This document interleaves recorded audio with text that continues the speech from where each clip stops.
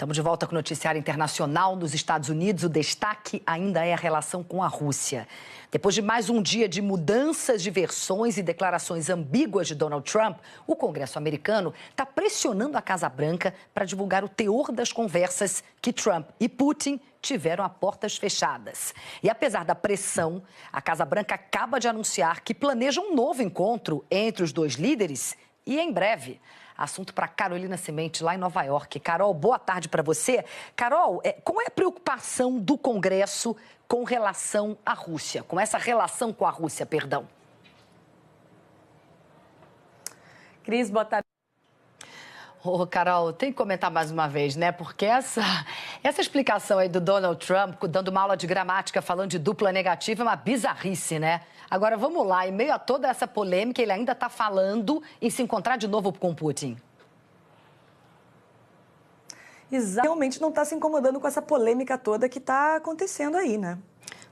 Parece que ele não se incomoda com nada, né? Ele só se importa com o que ele acha de fato, né, Carol? Obrigada, viu? Boa tarde para você. Depois de uns dias de tranquilidade, hoje o dólar deu um susto logo cedo. Encostou em R$ 3,90, mas depois recuou. Vou voltar a conversar então com a Juliana Rosa. Ju, você até entrou mais cedo aqui na edição das 10, né, falando sobre isso. Essa gangorra não para mais. Pois é, não para, Cris. A gente não tem, começa a comemorar, né, mas daí volta a subir, dá um susto, volta para cair. Agora acabou de fechar o dólar, então eu trouxe... Vamos acompanhar. Amanhã a gente fala de novo desse assunto. Obrigada, Ju. O ex-senador Luiz Estevão e o ex-ministro da Articulação Política do governo Temer, Gedel Vieira Lima, foram transferidos para a ala de segurança máxima do complexo penitenciário da Papuda, em Brasília. Eu vou conversar com o Nilson Clava. Nilson, boa tarde para você. Ô, Nilson, além de barras de chocolate, encontraram pendrives também nas celas deles, né? Boa tarde. Obrigada pelas suas informações. Natuza Neri já está aqui comigo. Natuza, boa tarde para você. Natuza, estava me lembrando que você já comentou diversas vezes aqui com a gente. Nilson está dando tchauzinho para a gente dá de volta para ele. Você comentou diversas vezes aqui com a gente do temperamento difícil de Gedel Vieira Lima. O que você destaca para a gente desses dois personagens? Olha, Cris, Gedel Vieira Lima, unidos ali, são aliados, tanto do ponto de vista político quanto do ponto de vista pessoal. Vamos ver o que é essa... Obrigada, a gente conversa mais um pouquinho. O número de mortes por gripe aqui no Brasil triplicou em relação ao ano passado. 839 pessoas morreram. Outras 4.680 ficaram doentes exatamente por causa do vírus influenza. Os estados com o maior número de casos são São Paulo, com 1.702, em seguida Paraná, 432, Goiás e Ceará. Eu vou conversar então com Gabriel Prado sobre esse assunto, porque o estado de São Paulo, como a gente viu aqui, é disparado o que tem maior número de casos de gripe.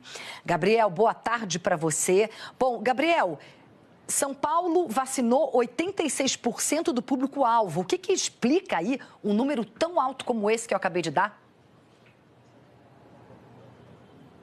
Oi, Cris. Boa tarde para você, para o nosso assinante. Muito obrigada, Adriana. Também boa tarde para vocês dois. Eu converso aqui no estúdio com Francisco Ivanildo de Oliveira Júnior. Ele é infectologista do Instituto Emílio Ribas. Doutor Francisco, boa tarde. Obrigada por estar aqui com a gente mais uma vez. Eu vou ler daqui exatamente que eu quero dar os números bem corretinhos. A gente sabe que das quase 900 mortes, 567 foram pelo vírus H1N1. A gente pode dizer que esse vírus está mais agressivo esse ano? Não, na verdade... Doutor Francisco, muito obrigada mais uma vez por estar aqui com a gente. Vamos reforçar mais uma vez, a gente fala disso aqui quase todo dia. Tem que vacinar, a campanha de vacinação existe para que as pessoas se vacinem, né? Então, gente, vamos lá, vamos vacinar. Obrigada, boa tarde. O Parlamento de Israel aprovou uma lei que caracteriza o país como um Estado judeu. Essa votação indignou a população árabe. Israel é o único país com uma população majoritária de judeus. A população árabe de Israel é composta principalmente por descendentes de palestinos que continuaram no território durante os conflitos entre árabes e judeus. Conflitos que acabaram resultando na Guerra de 1948. Milhares de pessoas foram obrigadas a sair de casa. Acra, ele está lá em Nova York. Guga, boa tarde. Muito bom ter você aqui na edição das 4. Apareça mais vezes, Guga. Vamos lá. A população árabe israelense, como a gente viu agora, está se queixando de ser tratada como segunda classe. Explica pra gente os detalhes, o que está por trás disso, por quê? Olha, é da Suíça, né? É um país pequeno, de tamanho, onde se falam 3 línguas, não são nem 2, né, Guga? Agora, Guga, quais são os fatores que estão aí por trás dessa nova lei? Volte sempre aqui, a edição das 4, tá? Para dar uma aula pra gente. Boa tarde para você aí em Nova York. Imagina só encontrar relíquias arqueológicas na escavação de uma construção. Foi exatamente o que aconteceu numa obra do projeto Tietê, aqui no centro de São Paulo. Arqueólogos encontraram mais de 2.000 fragmentos de peças, algumas do século XIX. Eu vou conversar então com o repórter Mitchell Diniz. Ele está no local dessas escavações. Mitchell, boa tarde para você. Conta pra gente que tipo de relíquia que foi encontrada por aí. Oi, Cris. Boa tarde para você. Muito legal, achei muito legal, Mitch. A gente está mais acostumado a ver essas coisas em países mais velhos, né? Na Europa. Muito legal mesmo. Obrigada, obrigada, Natália, também. O Sem Fronteiras dessa semana vai falar sobre o legado de Mandela e os desafios da atual África do Sul.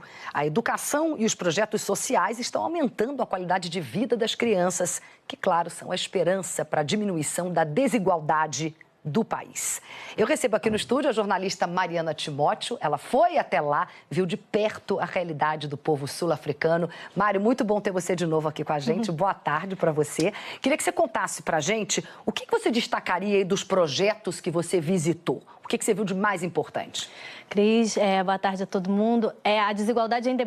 Mas também tem uma boa notícia aí. Essa desigualdade das crianças, né? De 0 a 5 anos, basicamente. Porque a educação lá começa quando a criança tem 6 anos, ela vai para uma escola pública. E essa criança, antes de fazer 6 anos, ela era, até 2009, completamente desassistida por qualquer tipo de programa social. Ficava em casa sem fazer nada. Ficava em casa sem fazer nada ou em creches informais, que eles chamam. E aí esses projetos estão acontecendo uma coisa muito interessante, porque eles estão formalizando essas creches informais. E, ao mesmo tempo, eles estão capacitando mulheres de comunidades a cuidar dessas crianças. São várias ONGs, várias iniciativas que têm esse mesmo objetivo. Assim, a comunidade se une, existe uma casinha ali, o governo passa a certificar essas casas para que essa mulher recebe vários cursos de educação, de música, de saúde, de leitura, registrados. Não existiam, né? Exatamente. Impressionante. E aí a gente vai falar um pouquinho sobre isso no programa mais tarde. Maravilha. Às 11h30 da noite, Sem Fronteiras. Não perca, com a Mariana Timóteo. Muito obrigada, Mari. Volte sempre. Um prazer ter você aqui. Obrigada, Cris.